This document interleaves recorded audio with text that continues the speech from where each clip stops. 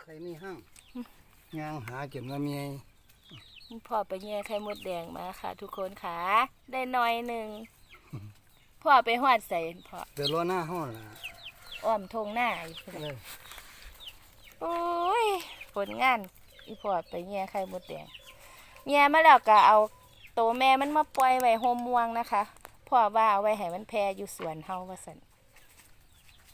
โตแม่เราปล่อยไว้โยนไว้นี่จะได้ลูกได้อย่างมันไหลเลยเนาะเอาเบิ่งคักๆค่ะทุกคนค่ะตัวแม่มันยังตายคือบ่ทันตายนะ มัน พ่อ ตายหรอกผม มันคือบ่ดิน มาดินมันถึงน้ ติ ำเดี๋ยวก็ขึ้นมา อืม มาขวบเกลืองใส่ จ้ะหากินมันอยู่ค่ะได้หมกหนึงหมกหน่อยหนึง ผู้ดังมาหาอีพ่อแล้วมาแล้วมาสิถ่ายอีพ่อพุ่นเพิ่นแกงหางถ่ายอีพ่อพุ่นมาลูกมา